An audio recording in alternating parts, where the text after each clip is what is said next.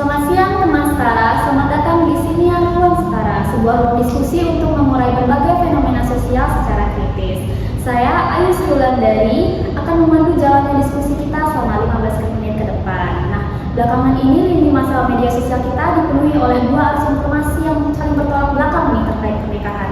Di satu sisi kita sering disuguhi konten-konten romantis di media sosial, namun di sisi lain ada satu tren yang muncul terkait kontra narasi seperti media scary yang ramai diperbincangkan khususnya oleh generasi Z atau Gen Z.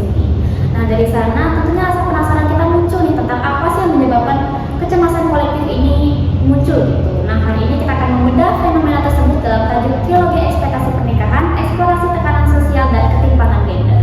Diskusi ini tentunya akan dibahas lebih mendalam karena telah hadir tiga narasumber ahli kita di sini. Mari kita sapa terlebih dahulu. Selamat siang, Saudari Ari Widiantari selaku spesialis psikososial. Bagaimana kabarnya hari ini? Selamat siang, Saudari Sayu, saya sehat. Selamat siang juga kepada Saudari Dea Kusuma selaku analis media dan gender. Bagaimana kabarnya hari ini? Selamat siang, saya baik. Nah, yang terakhir ada narasumber ketiga kita yaitu Saudari Agung Istri selaku pakar realitas domestik. Terima kasih. Selamat siang. Selamat siang, Saudari Ayu. Terima kasih, kabar saya baik. Terima kasih sudah meluangkan waktu untuk berbagi di ruang Siniar Setara ini. Nah, baik, mari kita mulai saja diskusi kita dari akar masalah yang paling mendasar di dunia nyata, yaitu dinamika sosial sebelum seseorang memutuskan untuk menikah. Nah, seringkali kita mendengar istilah social clock nih atau jam dinding sosial yang merupakan sebuah acuan waktu dari masyarakat mengenai kapan idealnya seseorang untuk memutuskan menikah. Di Indonesia ini batas usia ini seringkali menjadi beban tersendiri ya bagi perempuan. Nah, kita seringkali mendengar istilah social clock atau jam dinding sosial yang merupakan sebuah acuan waktu dari masyarakat mengenai kapan idealnya seseorang untuk menikah. Nah, di Indonesia sendiri batas usia ini seringkali menjadi beban tersendiri nih khususnya bagi perempuan. Untuk Saudari Ari Widiantari, bagaimana sih Anda melihat ketimpangan ini masih menjadi polemik yang hangat di masyarakat kita sekarang? Oke, jadi jika kita telah secara kritis, ada yang namanya standar ganda asimetris yang sangat nyata berbasis usia. Ketika seorang perempuan melewati usia pertengahan 20-an seperti 27, 28, 29, 30 dan juga seterusnya, namun dalam status lajang atau belum menikah, masyarakat cenderung memberikan pelabelan negatif. Mereka seringkali dicap sebagai perempuan yang terlalu pemilih atau terlalu fokus pada karir atau bahkan dianggap memiliki, mohon maaf, cacat karakter sosial. Saya juga sering lebih kena pertanyaan kapan menikah gitu. Nah, sementara untuk laki-laki kondisinya justru berbanding terbalik ya. Tepat sekali, jadi laki-laki dalam rentan usia yang sama justru mendapat validasi yang lebih positif sebagai sosok yang matang dan juga bijaksana dalam mengambil keputusan untuk masa depan. Ketimpangan ini biasanya terjadi karena nilai sosial laki-laki diukur dari akumulasi materi, sedangkan nilai perempuan itu masih sering direduksi sebagai sebatas usia biologis dan fungsi reproduksinya. Nah, itu ada akibatnya. Jadi akibatnya itu adalah tekanan sosial yang perlahan masuk dan merusak psikologis perempuan dalam 3 bentuk krisis. Bentuk yang pertama yaitu krisis kepercayaan diri. Banyak perempuan merasa tidak utuh sebagai manusia karena pencapaian hebat mereka. Seperti banyak perempuan di luar sana yang punya usaha besar dalam berbagai bidang seperti nail art, florist, dan lainnya. Lalu perempuan yang banyak tabungan, lalu memiliki pekerjaan bagus. Namun di luar rumah seringkali dianggap rendah atau dianggap remeh oleh lingkungan sekitar karena belum menikah. Yang kedua yaitu kecemasan eksistensial atau rasa takut tertinggal. Seperti yang Saudari saya bilang tadi, banyak sekali pertanyaan kapan menikah atau perbandingan si ini sudah menikah, kamu kapan mau menikah. Nah, dari sana muncullah kepanikan emosional karena mereka merasa tertinggal dalam perlombaan hidup yang standar suksesnya itu dipaksakan sama oleh masyarakat. Yang ketiga itu ada beban moral keluarga. Karena banyaknya pandangan buruk dari masyarakat tentang perempuan usia 27 tahun ke atas sampai 30 tahunan, yang masih lajang atau belum menikah, seringkali perempuan tersebut memikul rasa bersalah yang besar. Kenapa? Karena status lajang mereka sering dijadikan bahan gosip lingkungan yang dianggap mencoreng nama baik keluarga, atau biasanya orang bilang bikin keluarga malu seperti itu. Baik, tadi itu baru dibahas dari sisi psikologisnya ya. Nah, jika dilihat dari perspektif sosiologis, apakah ada implikasi jangka panjang nih dari kecemasan psikologis yang dialami perempuan sebelum menikah? Oh, tentu saja. Jadi kondisi ini akhirnya bisa membuat perempuan berada di posisi yang sangat rentan saat mengambil keputusan besar dalam hidup. Demi menghindari cap negatif dari lingkungan atau masyarakat, mereka terpaksa untuk menurunkan standar mereka secara drastis dan mengabaikan berbagai tanda bahaya atau refleks dari pasangan. Lalu keputusan ini memicu apa yang disebut sebagai pernikahan reaktif. Jadi pernikahan reaktif itu sebuah pernikahan darurat yang diambil karena panik dikejar waktu.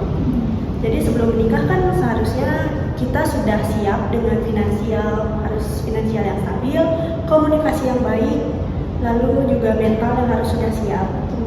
Nah, akibatnya hubungan dimulai dengan fondasi yang sangat rapuh. Posisi tawar perempuan menjadi lemah sejak awal, yang pada akhirnya justru melenggangkan lingkaran ketidaksetaraan dalam rumah tangga seperti itu.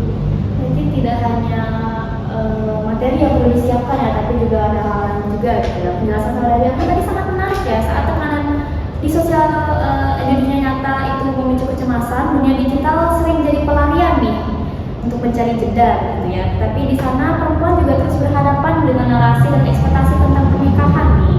Nah, untuk saudari Dea, bagaimana menurut Anda media digital ini membentuk cara pandang kita terhadap pernikahan itu sendiri? Silakan. Baik, terima kasih. Untuk media sosial ini seperti yang telah disebutkan oleh saudari Ayu tadi, itu sebagai pelarian yang mana media sosial ini bertindak sebagai jembatan kognitif yang menawarkan jalan keluar semu bagi para penggunanya. Nah, dalam sosiologi media itu terdapat istilah teori kultivasi, yang mana maksudnya itu apabila otak kita setiap hari diberikan asupan mengenai algoritma konten pasangan yang romantis, baik itu bangun tidur sudah disiapkan sarapan, jalan-jalan estetik bersama keluarga, ini menyebabkan lama-kelamaan otak kita itu bakalan dicuci oleh konten yang disediakan. Dengan demikian, kita jadi mudah percaya bahwa kehidupan pernikahan itu seperti yang telah digambarkan, seindah dan juga jauh dari kata konflik. Selain itu juga salah satu filsuf bernama Jean Baudrillard itu pernah membahas mengenai simulakra dan juga hiperrealitas. Nah, jika kita dengar nih, baru pertama kali mendengar istilahnya ini terdengar sangat keren. Nah, akan tetapi intinya itu sangat sederhana, yang mana dari simulakra dan hiperrealitas ini mengartikan bahwa apapun yang kita lihat pada layar telepon genggam itu sudah diedit sedemikian rupa sampai jauh kelihatan indah dan sempurna dibandingkan dengan kehidupan nyata kita yang sedang kita alami saat ini. Baik, jadi berarti konten-konten ini benar-benar meningkatkan ekspektasi kita nih ya tentang pernikahan itu sendiri. Belum lagi hal itu diperburuk oleh kecenderungan manusia yang sering membandingkan dirinya sendiri nih. Dari komentar-komentar yang saya lihat itu di bawah konten-konten romantisasi media sosial itu kadang mereka bisa komentar seperti ini ya, kapan ya bisa seperti ini ya, seperti itu ya. Ya, benar sekali saudari Ayu, yang mana ini merupakan kecenderungan alami kita sebagai manusia yang sangat amat menginginkan hal yang lebih dari apa yang sudah kita dapatkan saat ini, dan tanpa disadari kita terjebak dalam perilaku perbandingan ke atas atau upward social comparison, yang mana ini juga erat kaitannya dengan teori perbandingan sosial. Nah, jadi generasi muda, khususnya kita seperti ini yang mungkin masih lajang ataupun sudah berpacaran namun berpacarannya yang biasa-biasa saja dan tidak berlebihan, itu mendadak membandingkan diri kita sendiri dengan tokoh-tokoh yang ada di atas kita seperti influencer, model, ataupun selebritas-selebritas tanah air. Nah, jadi dengan adanya ini itu sebenarnya meningkatkan kualitas hidup kita apabila dilihat dari sisi positifnya, akan tetapi jika dilihat dari sisi negatifnya itu menimbulkan banyak hal yang tidak baik gitu ya teman-teman. Dan ada pun contoh konkret yang sampai saat ini masih jadi buah bibir para netizen yang ada di media sosial itu adalah konten-konten pasangan muda, konten-konten ungu, yakni hadir dari Rayumbayang dan juga Dinda Haus yang beberapa tahun lalu sempat menggemparkan Indonesia dengan pernikahannya yang bertajuk religius dengan konsep ta'aruf sebagai pengenalannya. Selain itu juga ada pasangan muda yang baru-baru ini menikah, yakni El Rumi dan juga Syifa Haju, yang sejak awal sudah memvisualisasikan kemewahan hubungannya di media massa, baik dari pacaran hingga ditayangkan di televisi sampai pernikahannya. Nah, dari adanya pasangan-pasangan muda ini itu semakin mendorong masyarakat untuk menginginkan hal serupa terjadi pada kehidupan mereka dan semakin membayang-bayangkan bahwa wah, pernikahan ini sangatlah menyenangkan dan juga menarik untuk kita coba seperti itu. Setelah mendengar kenyataan dari saudari Dea, saya berpikir memang kenyataannya seperti itu ya. Tapi saya sering kali menemukan pemirsa yang awam itu ya, sering kali mereka itu abai ya, bahwa mengabaikan bahwa ada fakta di balik layar konten tersebut terdapat adanya privilege, kelas sosial dan juga adanya modal finansial yang sangat besar dari orang-orang yang ada di konten tersebut. Ya betul, itu juga tepat ya saudari Is, karena masyarakat yang awam ini abai terhadap hal-hal yang ada di balik layar. Mereka hanya memperdulikan hal yang tampil, yang terlihat di konten yang telah diunggah oleh influencer. Nah, hal ini itu menyebabkan adanya bias ekspektasi. Nah, kondisi ini di mana isi kepala kita itu telah disabotase oleh mata dan juga telinga kita. Jadi ketika apapun yang kita lihat, apapun yang kita dengar itu sudah menyerap ke dalam diri kita dan menginginkan hal serupa walaupun kita tidak mempertimbangkan risiko yang akan terjadi. Nah, jadi efek yang paling fatal akibat bias ekspektasi ini adalah kesenjangan komunikasi sebelum kita menikah. Banyak pasangan yang sudah pacaran bertahun-tahun itu hanya membicarakan tentang dekorasi yang mewah, bagaimana konsep resepsi yang terlihat luar biasa, akan tetapi lupa mendiskusikan hal-hal yang krusial seperti apabila kita sudah menikah, bagaimana cara kita memanajemen emosi kita ketika kita bertengkar, ataupun bagaimana nanti pembagian tugas kita setelah kita menikah. Itulah yang terjadi akibat dari banyaknya pasangan muda yang abai untuk mendiskusikan hal-hal yang krusial. Nah, ditambah lagi adanya tren konten istri muda yang sedang memasak estetis di sebuah dapur yang minimalis dengan berpakaian rapi dan juga diiringi oleh musik-musik yang menenangkan. Nah, apabila kita lihat menggunakan kacamata gender ini sebenarnya adalah cara halus untuk melestarikan nilai patriarki konvensional yang telah dikemas dengan gaya modern. Konsep sosiologisnya yang mirip dengan tren yang telah disebutkan tadi itu adalah istilah ibuisme negara dan juga teori housewifization yang disebutkan oleh Maria Miss. Inti dari kedua teori ini itu sangat amat membuat kita para perempuan menjadi terpojokkan. Mengapa demikian? Karena kita sebagai perempuan itu dikurung dalam ranah domestik yang mengakibatkan kita harus selalu mengurus kebutuhan dapur dan juga membereskan rumah kita. Akan tetapi, lagi-lagi ini tetap dikemas dalam bentuk yang estetis, bukan terlihat seperti hal yang sangat amat menjijikkan atau sebagaimana mestinya. Terlihat bagusnya aja. Ya, terlihat indahnya saja. Akan tetapi, dengan adanya konsep-konsep seperti ini itu menyebabkan kesadaran kritis kita sebagai manusia itu menjadi berkurang bahkan mati, sehingga kita menjadi ketergantungan kepada finansial dari suami kita tanpa kita memiliki pegangan sendiri. Nah, tetapi jangan khawatir karena ada kabar baik yang bangkit dari generasi Z, generasi yang kini semakin aktif, sedang aktif-aktifnya di media sosial itu, yang mana mereka telah memiliki kesadaran kritis dan mulai melahirkan sebuah reaksi. Nah, dengan adanya ketimpangan yang disembunyikan di balik cerita-cerita konten romantisasi pernikahan di media sosial ini membangkitkan juga tren kontra narasi yang sempat viral di media sosial, yakni marriage is scary atau pernikahan itu menakutkan.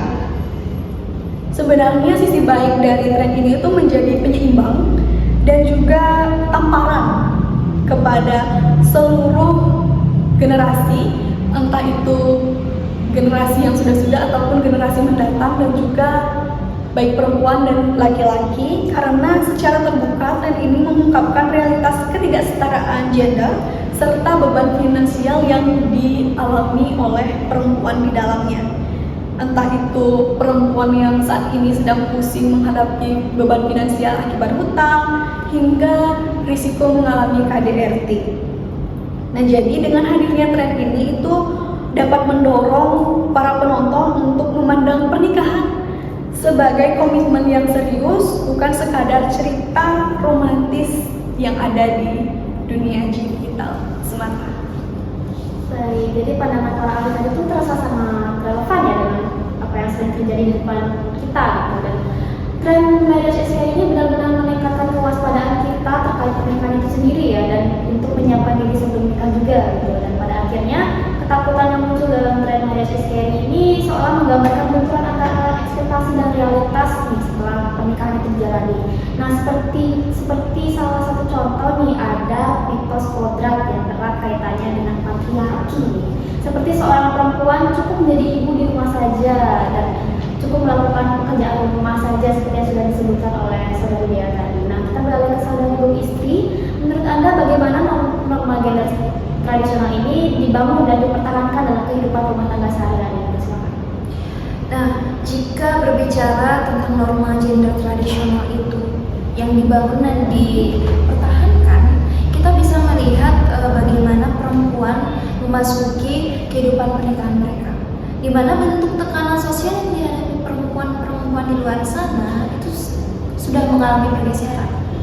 Nah, jika sebelumnya mereka dituntut untuk segera menikah, nah kini mereka sudah menikah, mereka diwajibkan untuk memenuhi ekspektasi peran yang sudah dilegitimasi oleh kodrat perempuan itu tadi.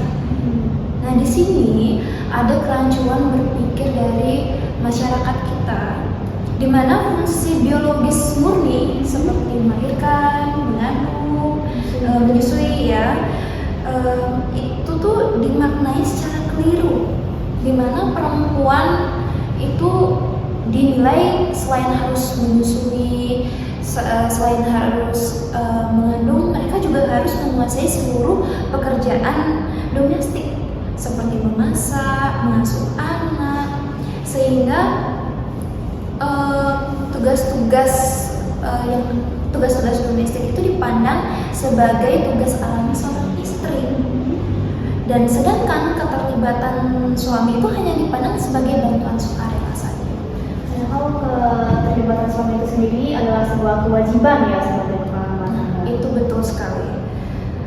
Padahal di era modern ini juga kontribusi perempuan di ruang publik juga semakin meningkat secara signifikan ya. Ya, itu memang benar statement dari saudari Ari, di mana justru statement tersebut keadaan saat ini itu memicu masalah yang baru, di mana ada fenomena beban ganda, di mana banyak perempuan yang masih tetap memikul tanggung jawab utama domestik mereka beserta juga beban mentalnya, di mana meskipun mereka masih aktif bekerja, masih berkontribusi secara ekonomi di keluarga mereka, akumulasi tuntutan fisik dan juga psikologi selama ini itu merenggut waktu dan juga ruang untuk mengejar aspirasi mereka masing-masing. Nah, yang dalam hal ini menyangkut bahwa jika hal ini terus dilakukan dalam jangka waktu yang panjang dapat memicu kelelahan emosional dan juga hilangnya identitas diri. Nah, jika dilihat dari secara struktural, apakah ketimpangan ini mempengaruhi posisi perempuan dalam jangka panjang? Jika iya, bagaimana itu? Bisa dijelaskan, saudara siswa? Nah, jika ditanya bagaimana ketimpangan itu akan mempengaruhi dalam jangka waktu panjang, tentu saja sangat mempengaruhi. Karena kalau kita melihat ketika perempuan terus didorong mengorbankan pengembangan karir mereka demi urusan domestik, peluang mereka nanti untuk mencapai kemandirian secara finansial akan sangat terbatas. Di mana kondisi ini akan melemahkan posisi perempuan itu sendiri dalam mengambil keputusan dan menciptakan relasi hierarki di dalam rumah tangga mereka. Nah, di sini perempuan nantinya akan menjadi sangat rentan terhadap kontrol maupun pembatasan ruang gerak mereka sendiri, sehingga mereka itu akan mendapatkan bentuk kekerasan psikologis secara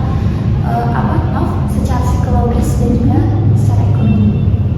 Nah, jika kita melihat lebih jauh, jika kita melihat situasi yang ada, jika terus-menerus dilakukan, hal ini akan beresiko nantinya, karena nanti hal ini tuh bisa ditiru dan juga akan direproduksi kembali oleh anak-anak mereka nanti.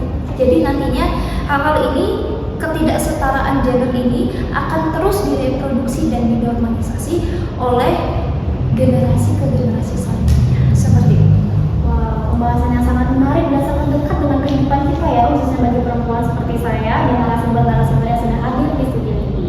Nah, kalau kita tarik dari pemaparan ketiga narasumber tadi, ada satu benang merah yang cukup kuat nih, yaitu perjalanan perempuan dalam pernikahan itu masih sering dibingkai oleh struktur sosial yang membatasi ruang gerak mereka. Jadi isu utamanya bukan soal menikah atau tidak, tapi lebih ke bagaimana pernikahan itu dikonstruksikan dalam masyarakat sebagai ruang yang kerap mempertahankan ketimpangan gender tersebut. Nah, kesetaraan sendiri itu bukanlah hal yang mustahil untuk dicapai ya teman-teman, namun ia menuntut perubahan cara pandang kolektif kita melalui 4 langkah strategis yang bisa dilakukan oleh semua orang, begitu ya. Yaitu yang pertama, kita perlu merekonstruksi nih pola pikir mengenai jam dinding sosial tadi, di mana kita perlu menormalisasi bahwa perjalanan hidup atau progres kehidupan seseorang itu berbeda-beda nih, dan kita tidak bisa memukul rata ya. Lalu yang kedua itu kita perlu membangun literasi kritis pada konten digital, begitu. Kita perlu memilah nih dan mengkritisi konten-konten media sosial yang penuh romantisasi. Jadi jangan terlalu mentah-mentah, karena konten-konten tersebut sudah melalui proses hasil kurasi agar yang terlihat itu yang baik-baik saja.